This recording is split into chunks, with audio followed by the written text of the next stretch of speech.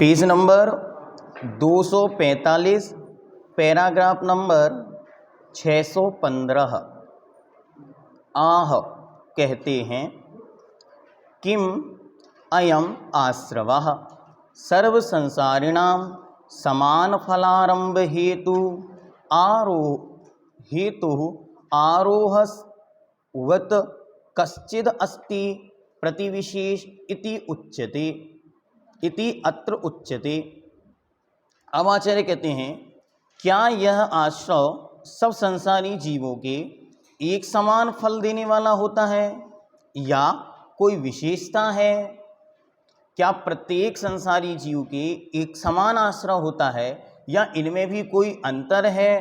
तो आचार्य उनकी विशेषता बतलाते हुए कहते हैं, सूत्र नंबर 4, सकषाया कषाययो शांपराई कीरिया पथयो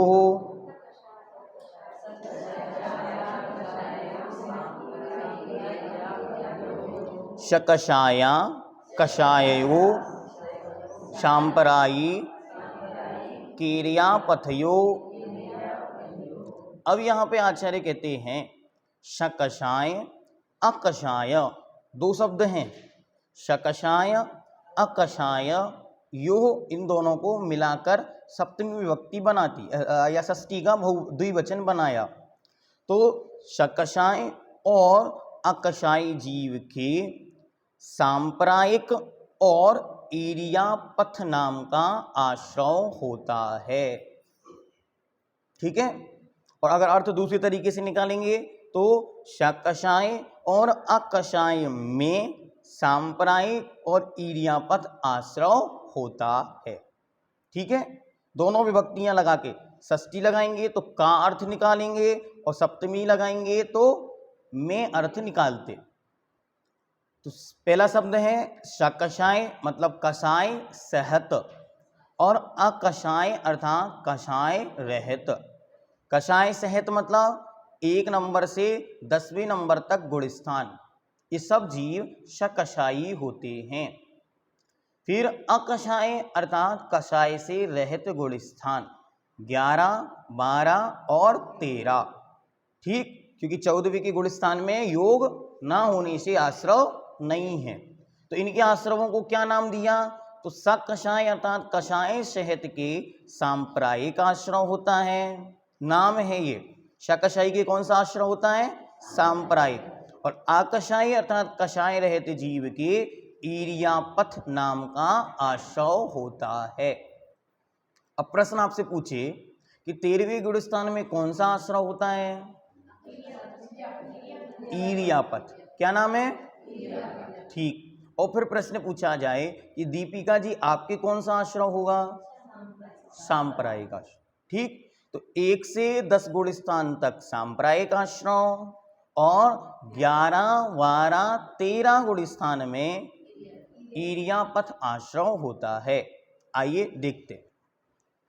गद्य नंबर 616, सौमी भेदात आश्रव भेदः। पूर्व में प्रश्न किया था कि कोई विशेषता है क्या? तो अब कहते हैं हाँ, सौमी के भेद से आश्रव में भेद होता है। क्या भेद है? सौमिनौ द्वौ सकषायौ अकषायश्चेति। सौमी 2 प्रकार के हैं, सकषाय और अकषाय इति, इस प्रकार। सौमी कितने प्रकार के हैं? 2 प्रकार के। वो सूत्र हमेशा याद रखना, निर्देश सौमित्व साधनाधिकरण स्थिति विधानता सतसंख्या चेत स्पर्शन कालांतर भावाल्प बहुत्वश्च। यही सूत्र सारे स्थानों में लगना है। तो यहाँ पे सबसे पहले सौमी का कथन कर रहे हैं कि आश्रव का स्वामी कौन है? तो आश्रव के स्वामी द्विविधौ, 2 प्रकार के हैं। कौन कौन से? सकषाय अकषायश्चेति। कषाय क्या है? कषायः क्रोधादि, क्रोधादि का नाम कषाय है। क्रोधादि मतलब क्रोध, मान, माया, लोभ। कषाय इव कषायः, कषाय ही कषाय है, अर्थात कषाय से युक्त जीव ही सकषाय है। इसलिए कषाय के समान होने से ही इस आश्रव को कषाय आश्रव या शकषाय आश्रव कहा है। का उपमार्था, उपमार्थ रूप क्या है? तो कहते हैं यथा, जैसे कषायो नैग्रोद्यादि श्लेष हेतु तथा क्रोधादि अपि आत्मनः कर्म श्लेष हेतुत्वात् कषाय इव कषाय इति उच्यते। जिस प्रकार नैग्रोध आदि कषाय श्लेष का कारण है, उसी प्रकार आत्मा का क्रोधादिक रूप कषाय भी आत्मा के श्लेष का कारण है, इसीलिए कषाय के समान वह कषाय है, ऐसा कहते हैं। श्लेष शब्द का अर्थ होता है चिपकना, या एक शब्द को कहने पर जहां दो की अभिव्यक्ति हो जाए या दोनों चीजें एक साथ कह दी जाएं, उसे कहते हैं श्लेष। शाब्दिक अर्थ श्लेष का चिपकना। तो यहाँ पे आचार्य कहते हैं कि वह कषाय आत्मा पर चिपकी हुई है, इसलिए उसका नाम है सकषाय। इसीलिए कषाय और आत्मा दोनों अभी भिन्न भिन्न नहीं है, इसीलिए ऐसा कहने में आ रहा है शकषाय अर्थात वह कषाय से युक्त जीव। हाँ, उपमा रूप मतलब उसको कषाई क्यों कह रहे हैं, मात्र सामान्य जीव क्यों नहीं कह रहे हैं? उन्होंने कहा कषाय से युक्त जीव होने से उसे कषाय वाला ऐसा कहने में आ रहा है। नैग्रोध मतलब होता है पीपल का वृक्ष जो होता है उसको नैग्रोध बोलते हैं। तो यहाँ पे उदाहरण के रूप में दे रहे हैं कि जैसे नैग्रोध है आदि कषाय, तो पीपल और बट के वृक्ष को नैग्रोध वृक्ष कहते हैं, तो वहां पे ही नैग्रोध आदि कषाय श्लेष का कारण है। उसी प्रकार आत्मा क्रोध आदि रूप कषाय भी कर्मों के श्लेष का कारण है।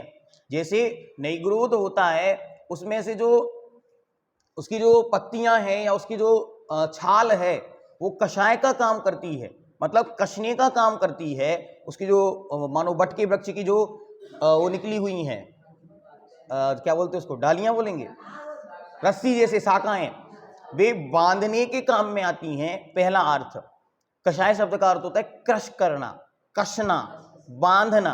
तो जैसे वो निग्रोध रस्सी जो है वह बांधने का काम करती है, वैसे ही ये कषायें भी आत्मा को बांधने का काम करते हैं।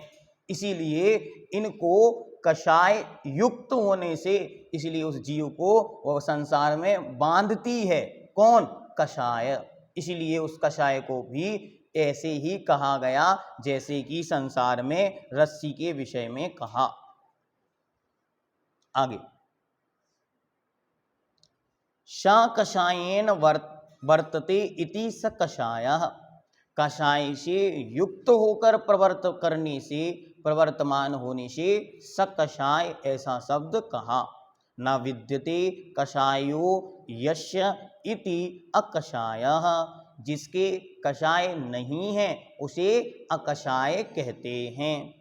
सकषायः च अकषायश्च शकषाय अकषायौ तयो सकषाया अकषायो, अर्थात शकषाय और अकषाय दोनों को मिलाने पर यहाँ द्वंद्व समास हो गया। द्वंद्व समास मतलब दो वस्तुओं को मिलाना।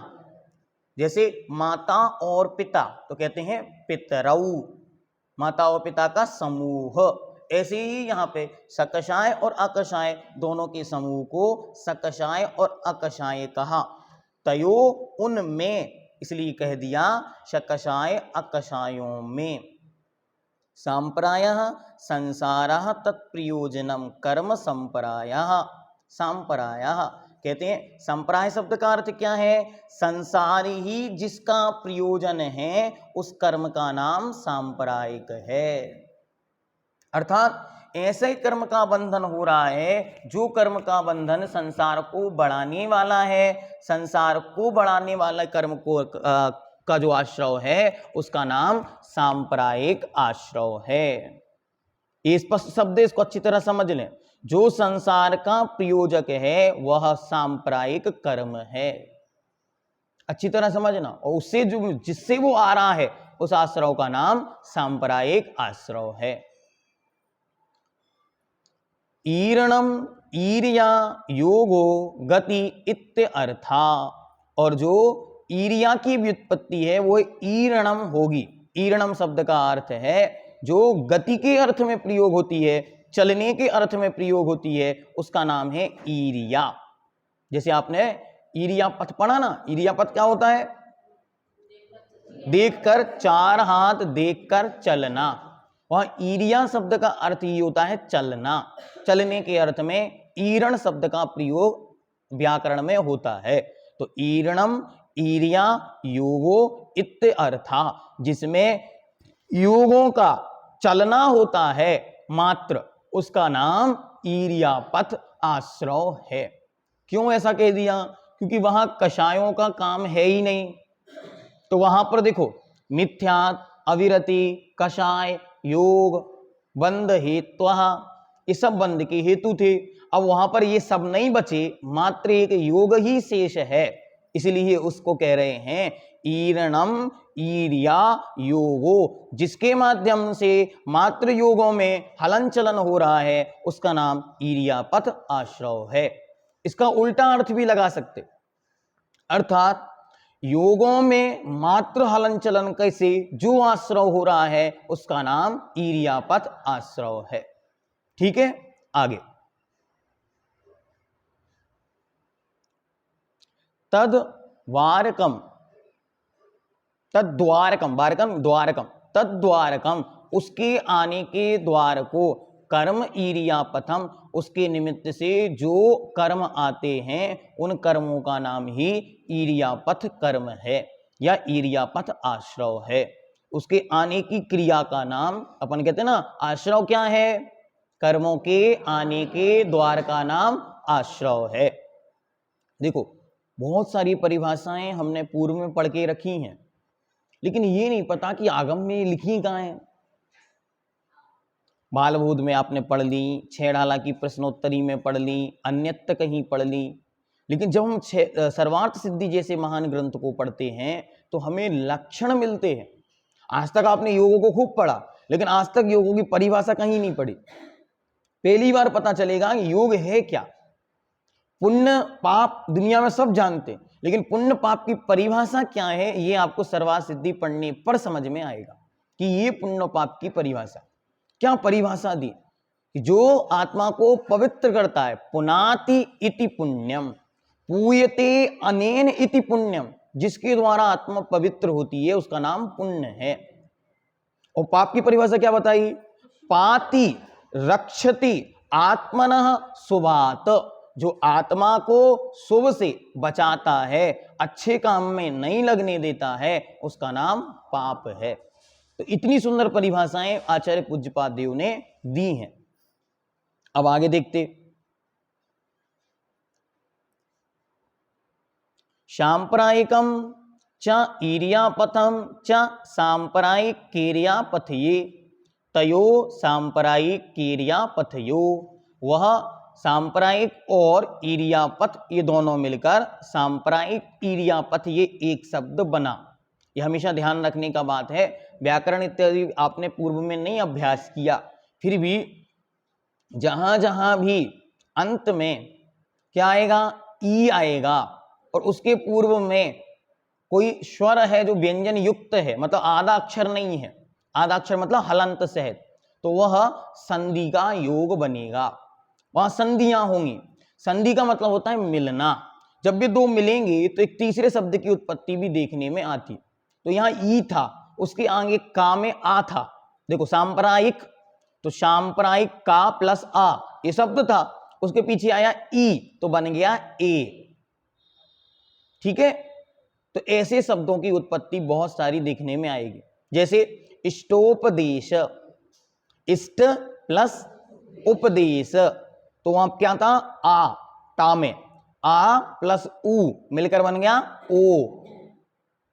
ठीक है, तो ऐसे आपको संधि के कुछ नियम सामान्य से प्रयोग में आत्मक जो आपको बार बार देखने में आते वो आपको ध्यान में रखने। तो यहाँ पे जो सांप्रदायिक कीर्यापथ यो शब्द है, तो पहला शब्द है सांप्रदायिक, दूसरा शब्द है ईर्यापथ। ठीक है, ये आपको ध्यान में रखना। आगे चलते,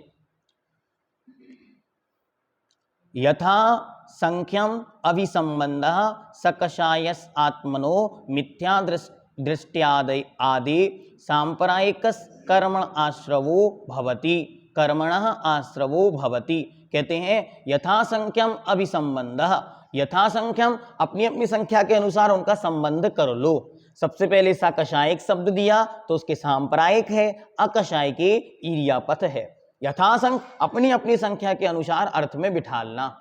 जहां जहां भी सूत्र बनाते हैं तो वहां आचार्य ऐसा भी लिख सकते थे, शकषाय सांप्रदायिक, अकषाय ईर्यापथ, ऐसे भी लिख सकते थे, लेकिन नहीं, पहले आचार्य ने दो भेद दिए, फिर दो स्थान दिए, दो स्वामी दिए, उसके बाद दो स्थान दिए।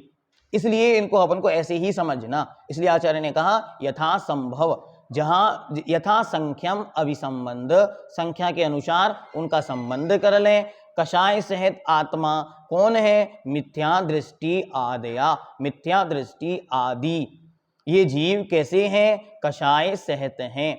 कषाय सहित होने से जे कर्मणः आश्रवो भवति, जो कर्म का आश्रव होता है उसी का नाम सांप्रदायिक आश्रव है, या सांप्रदायिक कर्म का आश्रव होता है। सांप्रदायिक शब्द का अर्थ क्या था? संसार ही जिसका प्रयोजन है, संसारः तत्प्रयोजनम, संसार ही जिसका प्रयोजन है वह। अब कहते हैं अकषायस्य उपशांत कषायात, कषायात ईर्यापथस्य कर्मणः आश्रवो भवति। आकषाय अर्थात कषाय रहते जीव कौन है? तो उपशांत कषायात, उपशांत कषाय से। तो उपशांत कषाय मतलब 11वां गुण स्थान।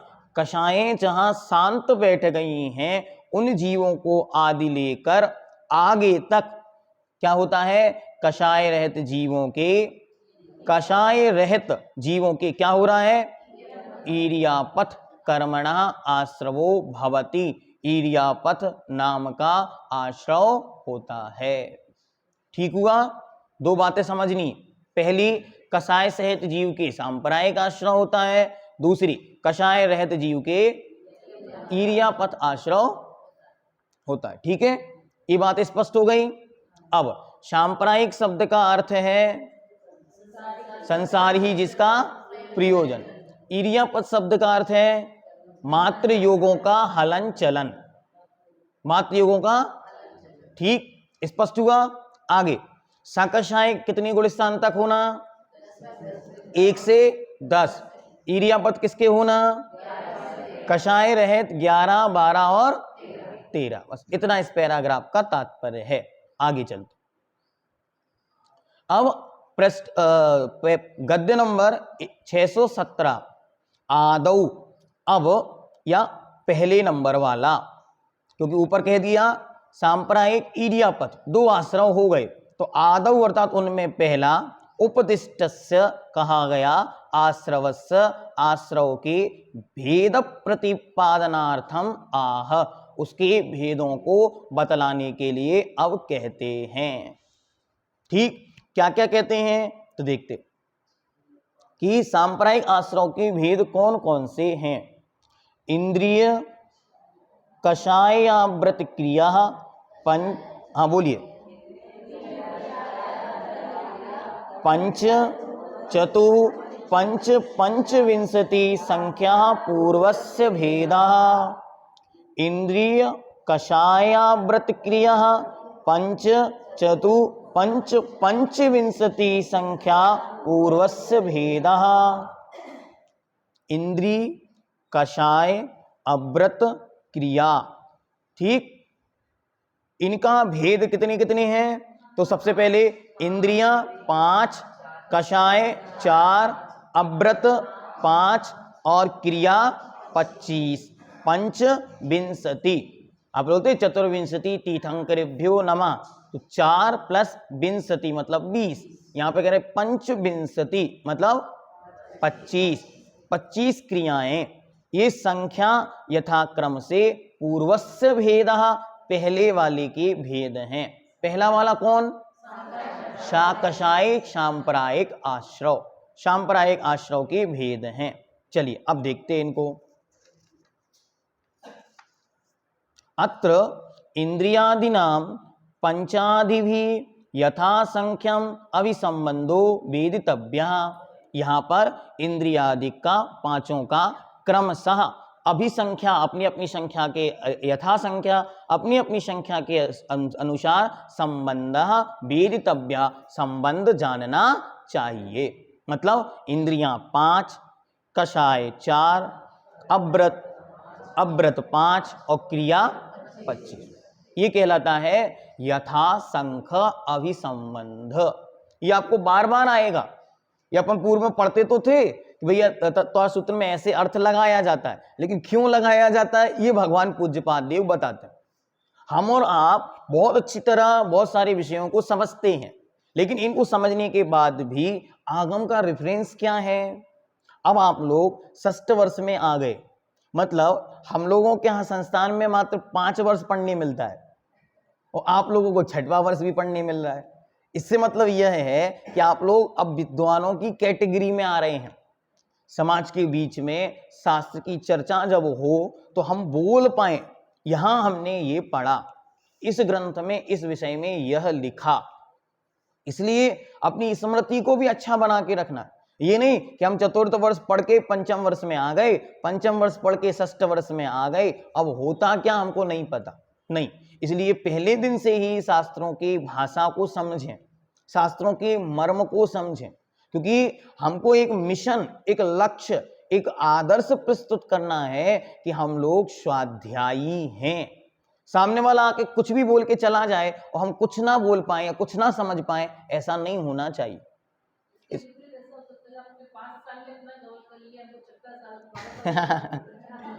हाँ, ये भी संभव है कि आप लोग गृहस्थ हैं, सारा उपयोग उसमें नहीं दे पा रहे हैं, इसलिए आपको डबल समय दिया जा रहा है।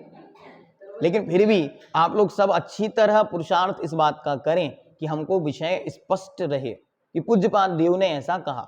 चलते आगे। इसको बोलते हैं यथा संख अभिसंबंध, एक के क्रम से दूसरे को घटित करना। जैसे इंद्रियाणि 5, इंद्रियां 5, 4 कषायः 4 कषाय, 5 अव्रतानि 5 अव्रत, 25 क्रिया इति, इस प्रकार क्रमशः लगाना 25 क्रियाएं। तत्र वहां पर पंच इंद्रियाणी, 5 इंद्रियां कौन कौन सी हैं, तो कहते हैं स्पर्श आदिनी उक्तानी, अर्थात स्पर्श आदि जो पहले द्वितीय अध्याय में हम कहकर आए हैं। उक्तानी मतलब कह चुके हैं, कहीं कहीं आएगा शब्द उक्तम च, कहते हैं। ठीक। 4 कषाया क्रोधादया, 4 कषाय हैं, कौन कौन सी, क्रोधादया, क्रोध मान माया लोभ। 5 अव्रतानि, 5 अव्रत हैं, कौन कौन से, तो प्राण विपरोपणादिनी वक्षन्ते, आगे जाकर अभी कहेंगे, अभी कहे नहीं है, इसलिए आचार्य कह रहे वक्षन्ते, आगे जाकर कहेंगे। कौन कौन से, तो प्राण व्यपरोपणादि, प्राणों का व्यपरोपण करना, अर्थात प्राणों को हरण रूप हिंसा, झूठ, चोरी, कुशील, परिग्रह, ये 5 हैं जिन्हें हम आगे कहेंगे। 7वें अध्याय में इसका वर्णन आचार्य करेंगे। देखो एक एक शब्द बड़ा मार्की का है, 2 चीजें तो हम पहले बताया है, लेकिन अब जो नहीं बता पाए हैं उनको हम आगे कहेंगे। 25 क्रिया उच्चन्ते, यहां पर आपको 25 प्रकार की क्रिया कहते हैं। अब ध्यान से सुने, 25 प्रकार की क्रिया को यहां पे आचार्य क्रमशः बतलाते। पहली क्रिया है सम्यक्त क्रिया। कौन सी क्रिया, इनको आपको 25 के नाम बस याद करने, परिभाषा डिटेल में नहीं भी याद होती है कोई बात नहीं, कम से कम 25 क्रियाएं समझने की बात है बस, क्योंकि इन क्रियाओं से हमारे आचरण में बहुत पवित्रता आएगी कि ऐसा नहीं करना या ऐसा करना। तो सबसे पहले है सम्यक्त क्रिया। चैत्य, गुरु, प्रवचन पूजादि लक्षणा सम्यक्त वर्धनी क्रिया सम्यक्त क्रिया। अर्थात चैत्र, जिनबिंब, गुरु और शास्त्र की पूजा आदि के रूप सम्यक्त वर्धनी, सम्यक्त को बढ़ाने वाली सम्यक्त क्रिया है। जिन क्रियाओं से सम्यक्त में वृद्धि हो, ऐसी देव शास्त्र गुरु की पूजा का नाम सम्यक्त वर्धनी क्रिया है या सम्यक्त क्रिया है। दूसरी क्रिया बताते हैं, मिथ्यात्व क्रिया। मिथ्यात्व क्रिया क्या है? अन्य देवता स्तवन आदि रूप मिथ्यात्व हेतु की प्रवृत्ति ही मिथ्यात्व क्रिया। अन्य देवताओं के स्तवन, पूजा आदि रूप जो मिथ्यात्व कर्म की हेतु है, ऐसी प्रवृत्ति का नाम मिथ्यात्व क्रिया है।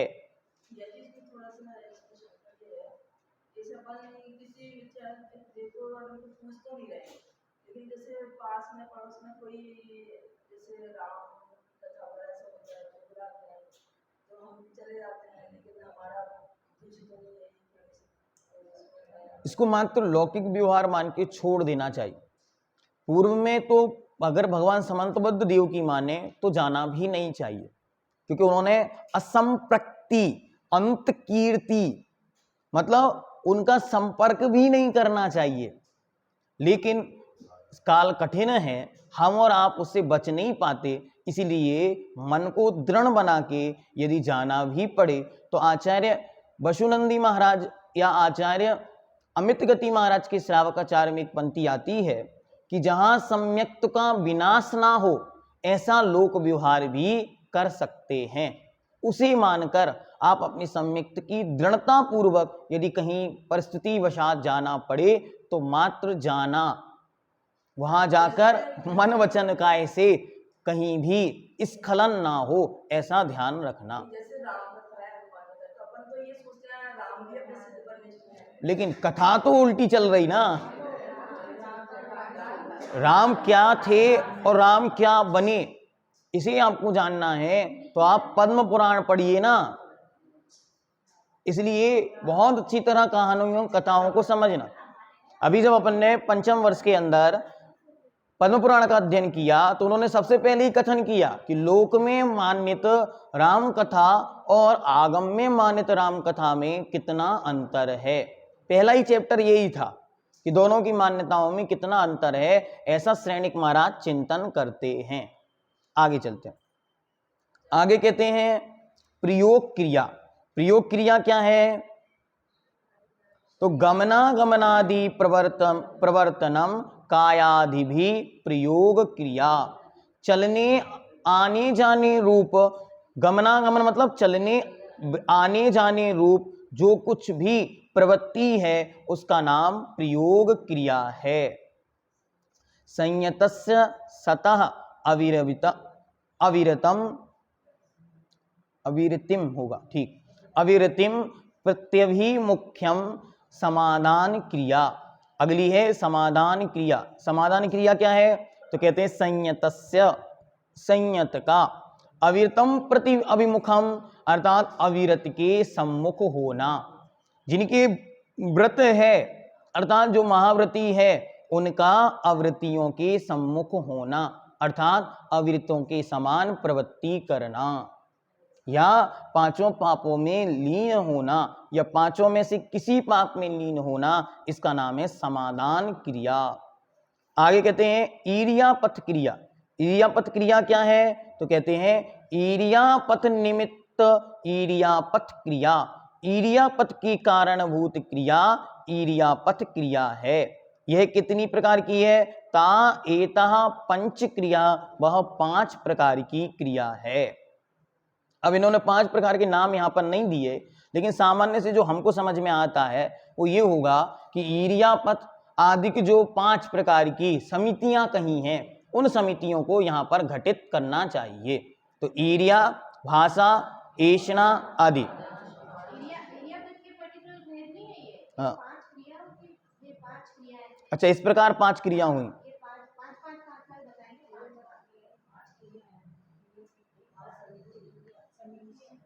ये 5 क्रिया, एक मिनट फिर 5 क्रिया के बाद फिर यही कहा ना। हाँ ठीक है, यहां तक ये 5 क्रिया हुई। अब आगे 5 क्रियाओं को कहते हैं क्रोधावेशात प्रदोष की क्रिया, अर्थात क्रोध के आवेश से प्रदोष की क्रिया होती है। क्रोध का आवेश आने पर ऐसी प्रवृत्ति करना, जब क्रोध आता है तो व्यक्ति भूल जाता है कि क्या हो रहा है। प्रदुष्टस्य सतो अभ्युद्यम कायिकी क्रिया, अर्थात दुष्ट भाव होकर उद्यम करना, यह कायिकी क्रिया है। दुष्ट भाव होने पर काय से चेष्टा करना, अर्थात बहुत अधिक कायिकी प्रवृत्ति करना, इसका नाम है कायिकी क्रिया। शरीर से होने वाली दुष्ट प्रवृत्तियां। इसके बाद कहते हैं इसके बाद पारिताप की क्रिया। पारिताप की क्रिया हिंसोपकरण आदान अधिकरणी की क्रिया, अर्थात हिंसा के उपकरणों को देना, हिंसा के साधनों को ग्रहण करना, इसका नाम है अधिकारिणी क्रिया।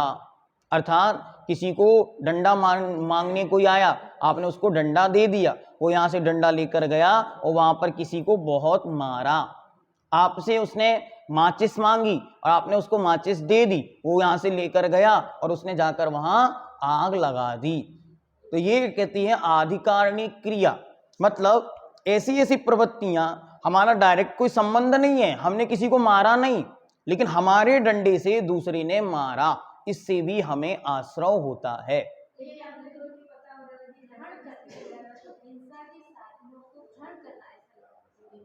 ग्रहण करना और लेना दोनों में आता, लेना और देना, क्योंकि हिंसा आदान शब्द है, आदान शब्द का अर्थ होता है देना।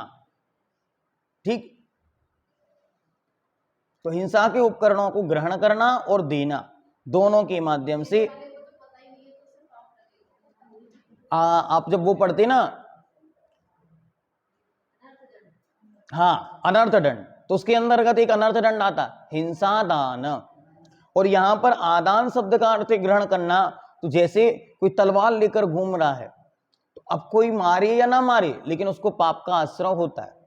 कोई बंदूक लेकर घूम रहा है, हाँ नहीं, डंडा लेकर चल क्यों रहा है, प्रयोजन ये है। हाँ, वह भावों के ऊपर अभिव्यक्त है कि परिणाम क्या है। जैसे हाँ, जिसके परिणाम जैसा है तद अनुसार फल की प्रवृत्ति। जैसे उदाहरण दिया पुरुषा सिद्धि उपाय में, एक सिंघनी है, वह उसी मुख से अपने बच्चे को पकड़ती है और उसी मुख से हिरण के बच्चे को पकड़ती है। तो जब वह सिंघनी अपने बच्चे को पकड़ती है, तब वह वात्सल्य भाव का प्रतीक है, मुख वही है, दांत वही है, लेकिन पात्र बदल गया तो भाव बदल गए। और उसी समय यदि कोई मृग का बच्चा आ जाए, हिरण का बच्चा आ जाए, तो वही हिंसक कहलाती है। उसी समय वह परिणामों से क्रूर हो जाती, क्रूरता भर जाती है परिणामों में। बिल्ली का मान लो, चूहे को लेकर जा रही है, अपने बच्चे को लेकर जा रही, सिंघनी का उदाहरण मान लो। हाँ, बिल्ली का उदाहरण सर्वत्र प्रसिद्ध है, सबने देखा है ऐसे। तो यहां पर हिंसा के उपकरणों को ग्रहण करना, यह अधिकारिणी क्रिया है। आगे कहते हैं पारिताप की क्रिया। पारिताप की क्रिया क्या है, तो कहते हैं दुखोत्पत्ति तंतत्वात् पारिताप की क्रिया, जो दुख की उत्पत्ति का कारण है, हाँ, संताप उत्पन्न कराता है। जैसे आपका चिल्लाना, रोना, कड़वे शब्दों का बोल देना, ये दूसरों के हृदय में पारिताप को या संताप को उत्पन्न कराता है, दुख को उत्पन्न कराता है। इसलिए आप जब भी बात करते हैं, बोलते हैं, तो प्रयास ऐसे करना चाहिए कि हम अच्छे शब्दों का प्रयोग करें।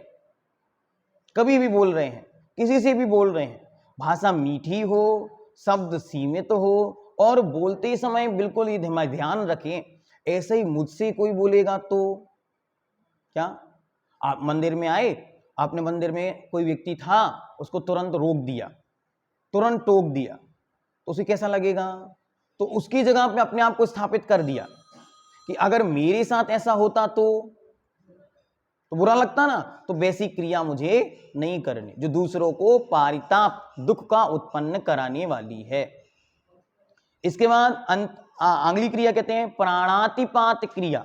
उसके पहले हाँ ठीक, आयु इंद्रिय वलो उच्छ्वास निश्वास प्राणानाम वियोग करणात् प्राणिपात की क्रिया।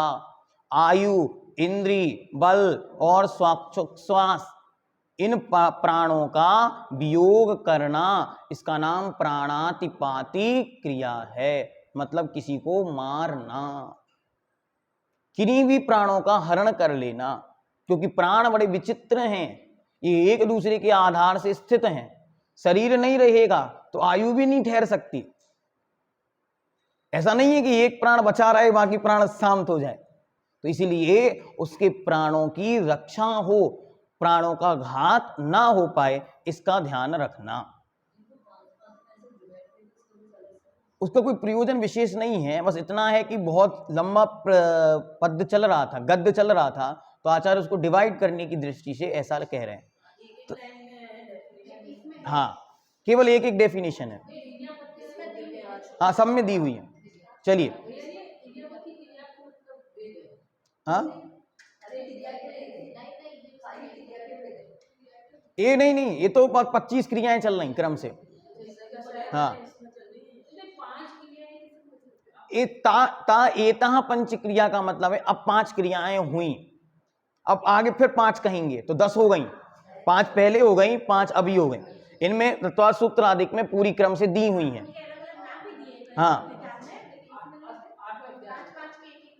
नहीं 5 अपन क्रम से चल रहे हैं ना, यही क्रियाएं हैं, सम्यक्त क्रिया, मिथ्यात्व क्रिया, प्रयोग क्रिया, आदिकारणीय क्रिया, पारितापकी क्रिया, प्राणातिपात क्रिया, ऐसी क्रियाएं क्रम से चल रही हैं। ठीक है, आगे चलते हैं।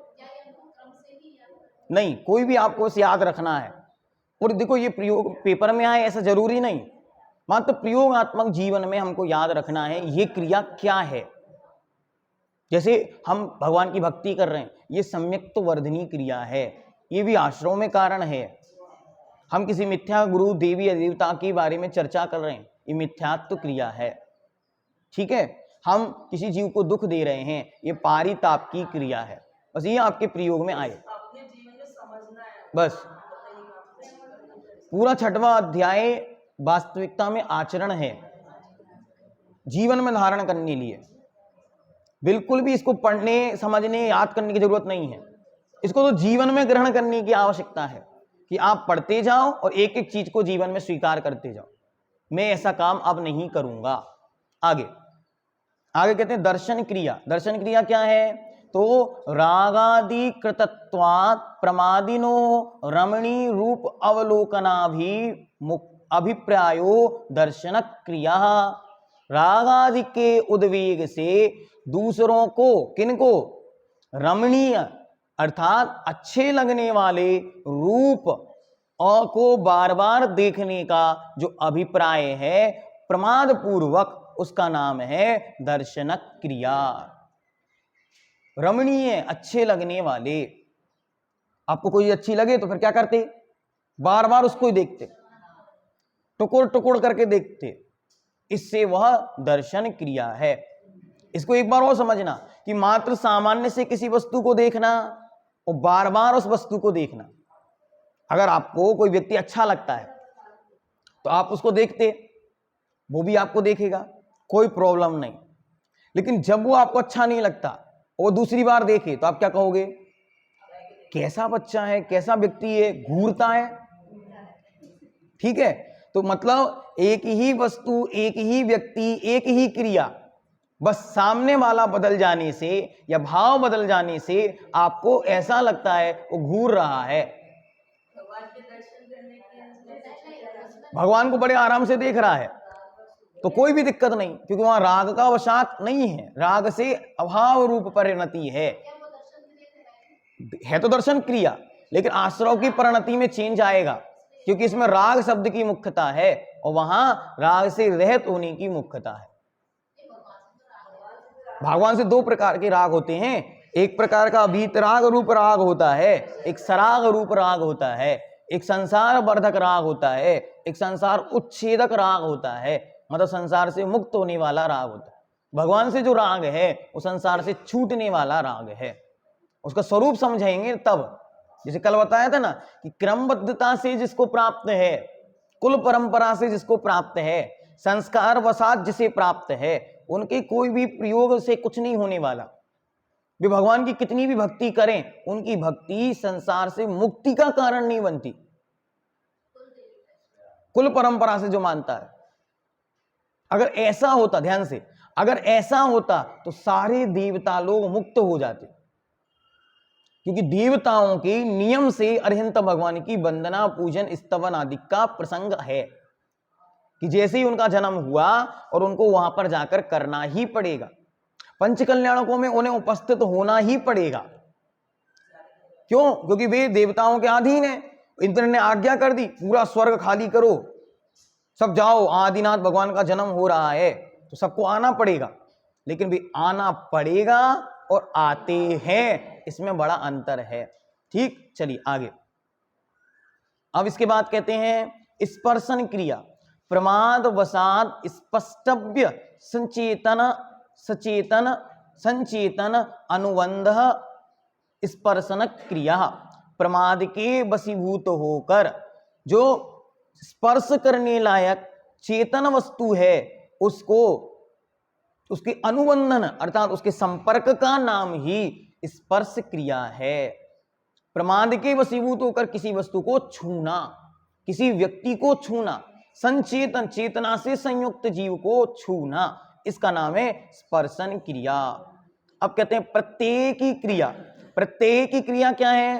तो अपूर्व अधिकरण उत्पादन उत्पादनात् प्रत्येकी क्रिया।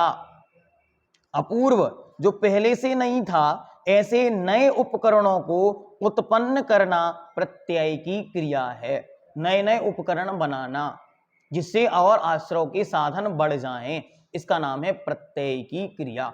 जो पहले से नहीं थे लेकिन आपने उनकी रचना की, अब उनसे आश्रव बढ़ने लगा। इसलिए हमको बहुत अच्छी तरह समझना कि हमारे द्वारा क्रियाएं जो की जा रही हैं ये आश्रव वर्धनी तो नहीं है। कितनी क्रियाएं हैं जिन्हें हम जोड़ते चले जा रहे हैं, इकट्ठा करते चले जा रहे हैं, और उसका कोई प्रयोजन नहीं है। एग्जाम्पल है मोबाइल। आपका मोबाइल पर कितना कार्य करना था और आप कितना कर रहे हैं। आपने मोबाइल पर एक स्टेटस डाल दिया, उससे 10 लोगों के जीवन में मिथ्यात्व बढ़ गया। अक्षय तृतीया थी, आपने विचार नहीं किया, और आपको कौन सा स्टेटस डालना था?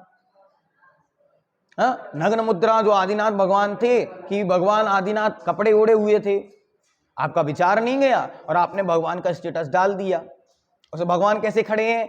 भगवान खड़े हुए हैं और उसका एक दुपट्टा सामने से ऐसे दौड़ता हुआ हवा में उड़ता हुआ आ रहा है और भगवान के आहार चल रहे हैं।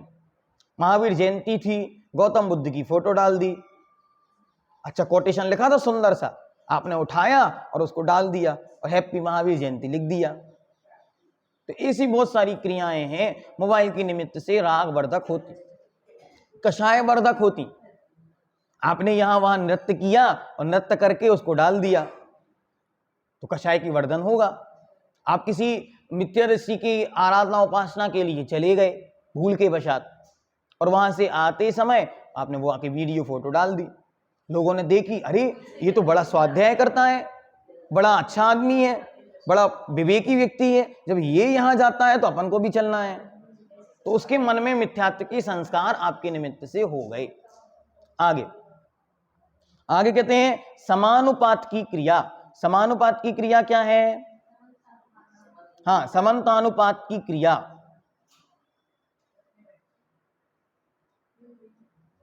ये स्त्री पुरुष, यही ना? हाँ, स्त्री पुरुष पशु संपाति देशे अंतर्मलो उत्सर्गा करणम समन्तानुपात की क्रिया। देखो कितना स्पष्ट कह दिया, बहुत अच्छी तरह इस विषय को समझना।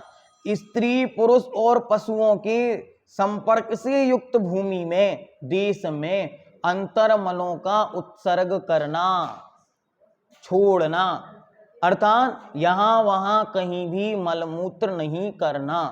जो मलमूत्र का निश्चित स्थान है उसके छेपन का वही मलमूत्र करना। इसलिए मुनि महाराजों की इसमें बहुत स्पष्ट तरीके से लिखा मूलाचार में कि मुनि महाराज गुह स्थान में मलमूत्र का छेपन करें। ऐसा नहीं कि सड़क पर कहीं भी कर दें, नहीं, बहुत स्पष्ट शब्द दिया, हमें बहुत अच्छे से याद है जब हम मूलाचार पढ़ रहे थे, उन्होंने स्पष्ट लिखा गुह स्थान, गुह स्थान जहां लोगों का आवागमन नहीं है, एकांत जिसे हम कहते हैं। ऐसे आपको भी ध्यान रखना है, यहां वहां कहीं भी मलमूत्र का छेपन ना करें।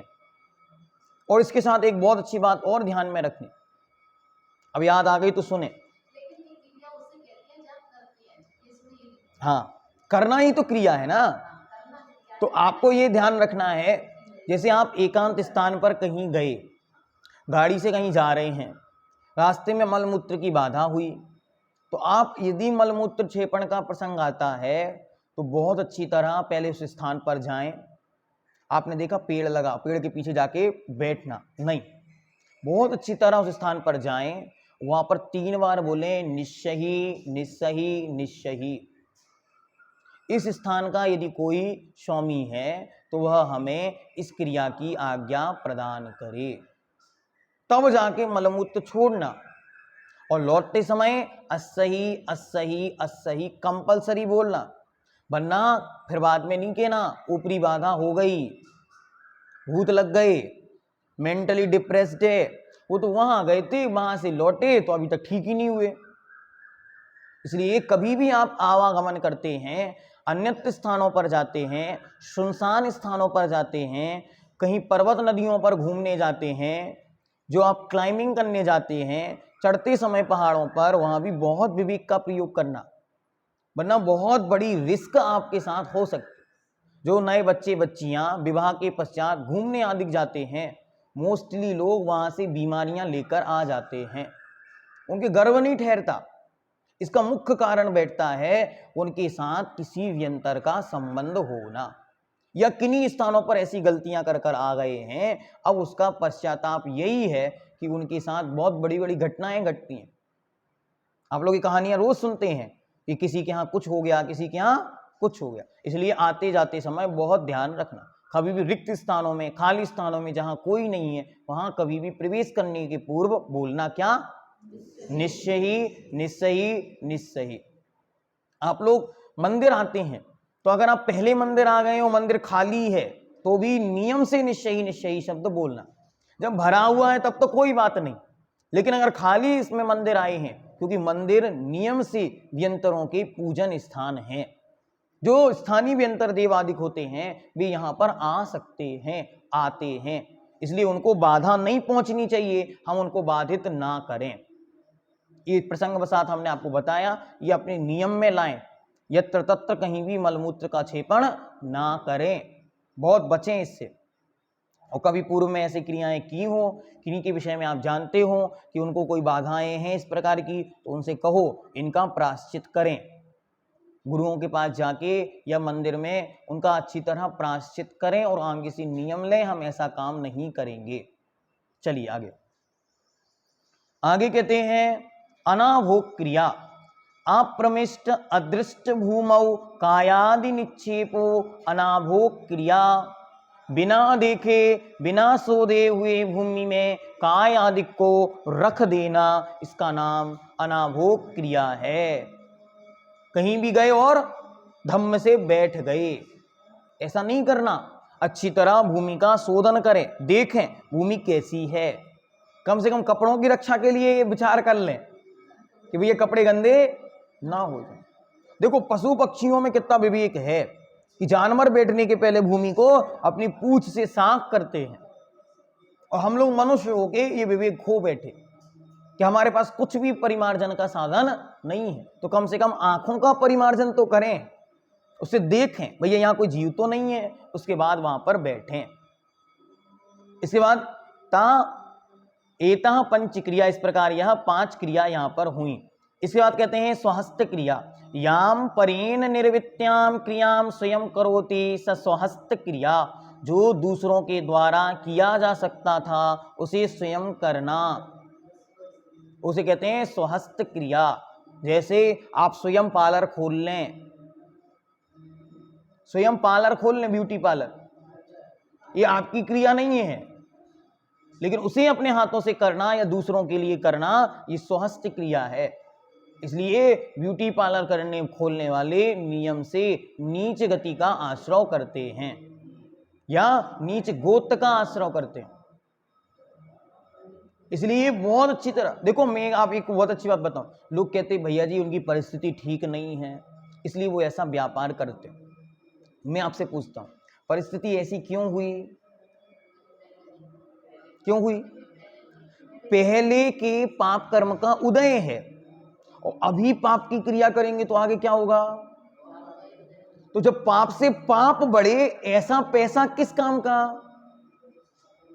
बहुत स्पष्ट समझना इस विषय को।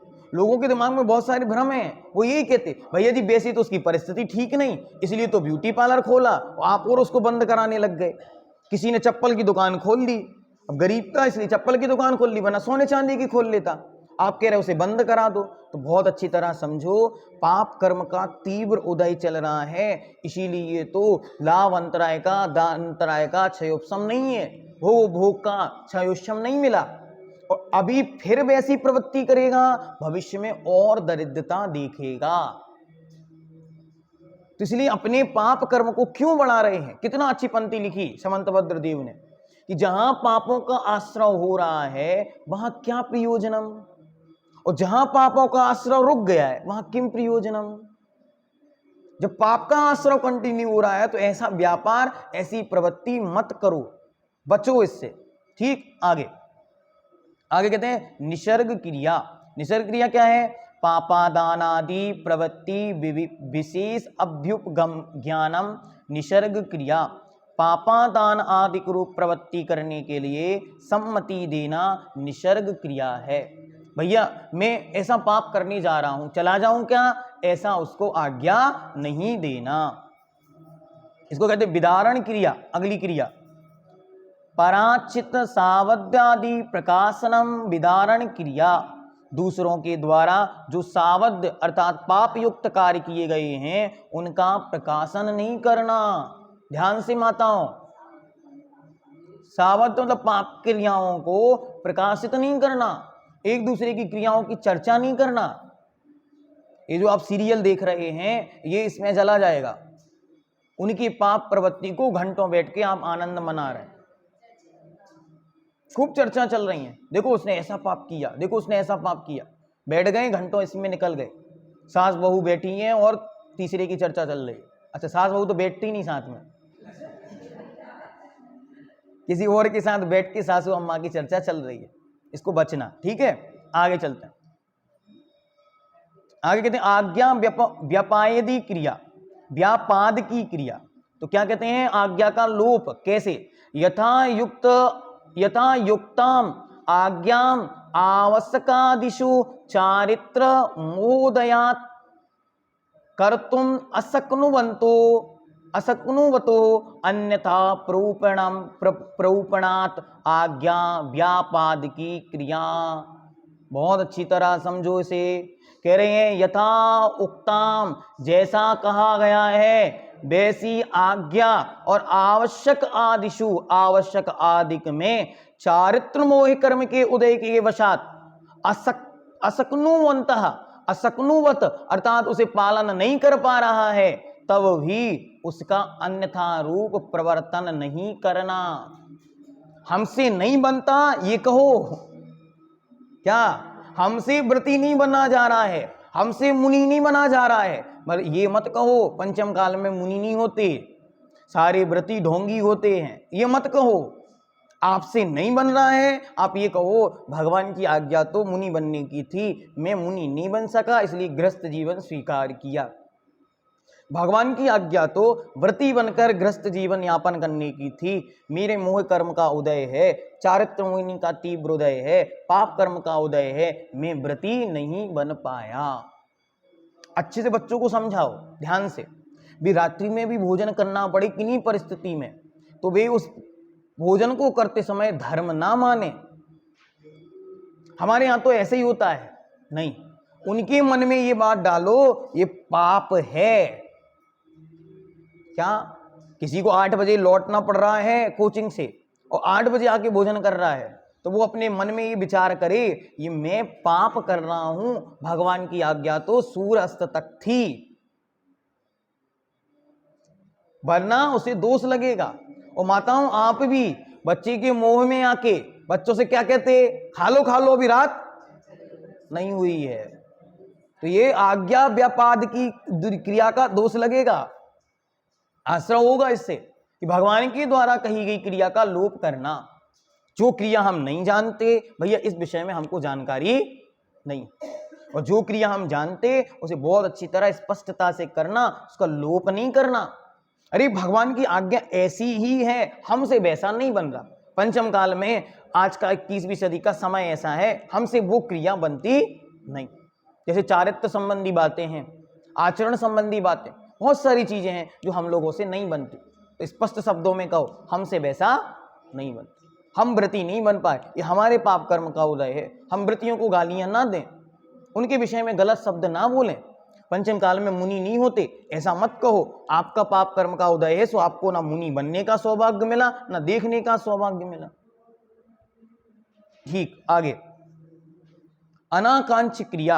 अनाकांक्ष क्रिया क्या है? साट्याचलस्याभ्याम प्रवचन उपदिष्ट विधि कर्तव्यता अनादरो अनाकांक्ष क्रिया।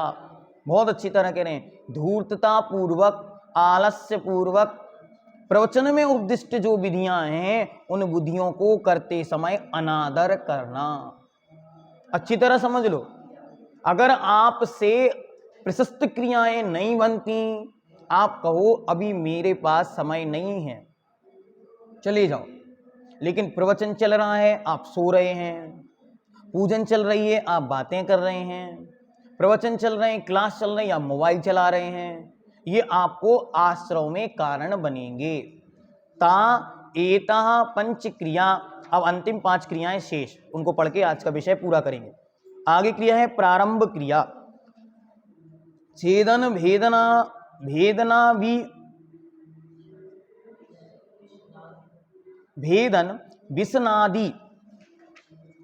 विषनादि क्रिया परत्वम अन्येन व आरंभे क्रियमाणे प्रहर्षः प्रारंभ क्रिया।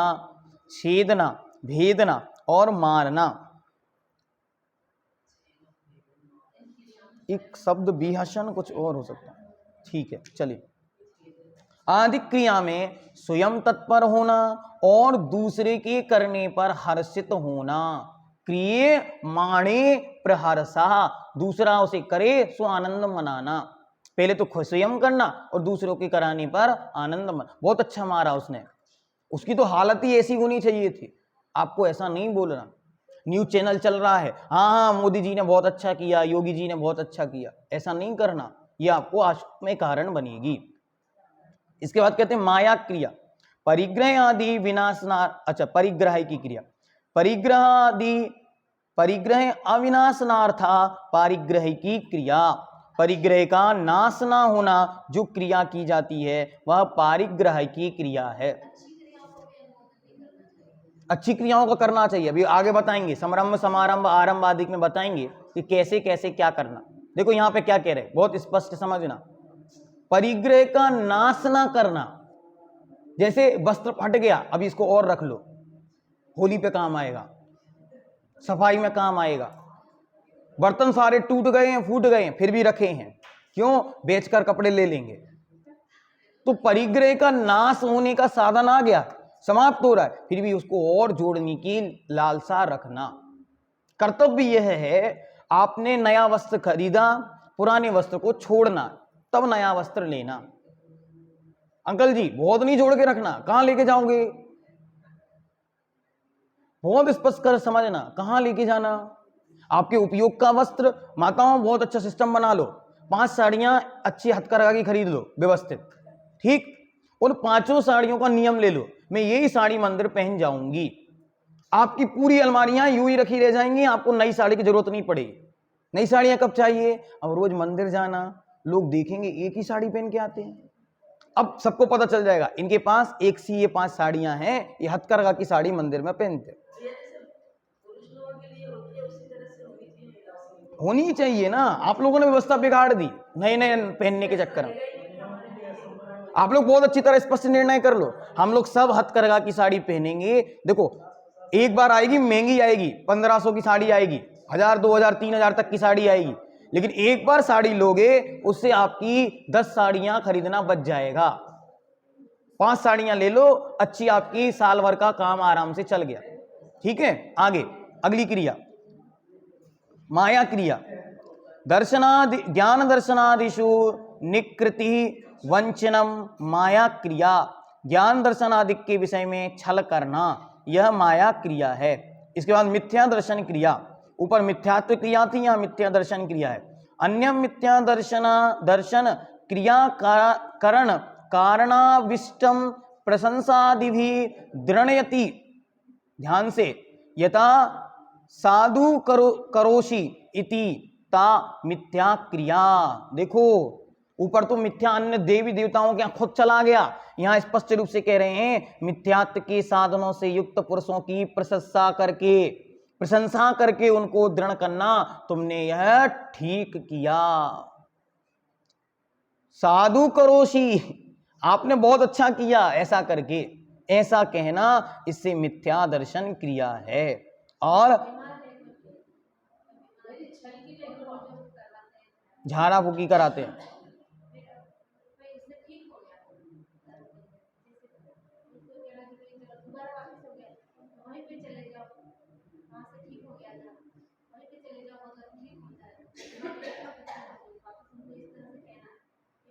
हाँ। देखो मिथ्यात्व का समर्थन नहीं करना, कदाचित कोई ऐसे निमित्त बनते हैं तो उनको बिल्कुल साइलेंटली हैंडल करना, मतलब इतना साइलेंटली हैंडल करना कि मेरे सिवा दूसरे को पता ही नहीं चले कि हुआ क्या था। जितना उसका प्रचार होगा उतनी मिथ्या दृष्टि बढ़ेंगे। देखो संपर्क करने को क्यों मना किया, क्या हुआ, एक व्यक्ति था उसके यहाँ संतान उत्पत्ति नहीं होती, ठीक है, वो व्यक्ति किसी मिथ्या दृष्टि के दरबार पर गया, वहां श्रीफल आदि चढ़ाया, उसके संतान हो गई। अब उसने क्या किया, उसने बुलावा बुलवाया, सब लोग वहां पे पधारे, 1500 लोग आए। उसने सबके सामने क्या कहा, हमारे यहाँ तो उस दरबार से ऐसा ऐसा हुआ। अब वो 1000 लोग आए थे, उसमें 10 लोग ऐसे हैं जिनकी संतान नहीं है, या जिनके पुत्र के यहाँ संतान नहीं होनी, या जिनकी कोई पड़ोसी के यहाँ संतान नहीं होनी, तो वो क्या करेंगे, उसका प्रचार करेंगे। भैया आपके यहाँ नहीं हो रही थी, असाता वेदिनी का तीव्र उदय था, लावंतर का क्षयोपम नहीं था, असाता वेदिनी तीव्र थी, तो आपने कहीं मिथ्यात्वादि क्रिया के निमित्त से आपके यहाँ योग्यता बन गई, आप उसको छिपा के रख लेते। लेकिन आपके प्रचार करने से, प्रशंसा करने से उसका संसार में बढ़ावा ही हुआ। जबकि हुआ कैसे, मात्र कर्म के योग में। करने वाला तो कुछ कर नहीं सकता, क्योंकि अगर करने वाला कुछ करता तो मैं बहुत स्पष्ट कहता हूं पाटनी जी, बहुत ध्यान से, कि अगर किसी दूसरे के करने से कुछ होता तो आपने शादी क्यों की थी। बिना शादी किए किसी दरबार के श्रीफल से किसी के यहाँ पुत्र उत्पत्ति हो जाती तो हम मानते कि बिना शादी किए किसी के यहाँ इतनी शक्तियां किसी को उत्पन्न हो गई कि बिना संभोग क्रिया के किए ही किसी की संतान उत्पन्न हो गई। किसी की हुई क्या, नहीं होती। इसका अर्थ यह है कि वास्तविकता में अंतरंग शक्ति तो उनकी स्वयं की है, चाहे कर्म रूप कहो चाहे शक्ति रूप कहो। बाहर वाला तो मात्र किसी रूप में साधन बन गया, निमित्त बन गया, और आपने उसको ही बहुत बड़ा महोत्सव मान लिया, सौभाग्य मान लिया जीवन का, और उसका प्रचार किया। तो मिथ्यात्व से कोई चीज उपलब्ध हो भी जाए तो उसे यही मानो अभी शांति का समय है, धैर्य रखो, इसका प्रचार प्रसार मत करो।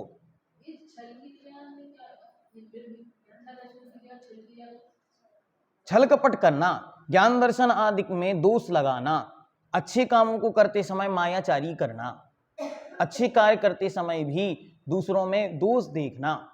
जैसे पढ़ तो रहे हैं लेकिन पढ़ते समय अच्छा इनको कितना आता देखें तो, इसलिए प्रश्न पूछना। प्रश्न अलग अलग प्रकार से पूछे जाते। अच्छा आज हम पढ़ के आए हैं, क्या करना, आज हम पढ़ के आए हैं, अब हम पूछते भैया जी से कि भैया जी को पता कि नहीं पता ये वाला प्रश्न का उत्तर। तो ऐसा ये कहलाता है छल कपट करना। गुरु महाराज कोई आए, आपको भी गुरु महाराज पसंद नहीं है, तो आपने उनके विषय में आलाप कर दिया, अपलाप कर दिया, अपवाद कर दिया, ऐसा काम करना। ठीक, चलिए आगे। आगे तो प्रत्याख्यान क्रिया, संयम घाती कर्मोदय वसात अनिर्वृत्ते अप्रत्याख्यान क्रिया, अर्थात संयम के घात करने वाले कर्म के उदय से त्याग रूप परिणामों का ना होना अप्रत्याख्यान क्रिया है। प्रत्याख्यान का अर्थ होता है छोड़ना, और प्रत्याख्यान नहीं, ना छोड़ने का अर्थ है अप्रत्याख्यान। अर्थात जो संयम के घात, आपको समझ में आ रहा, इससे हमारे संयम का घात हो रहा, फिर भी नहीं छोड़ना। क्यों? हम तो अड़ गए हैं तो अड़ गए हैं, ऐसा नहीं करना।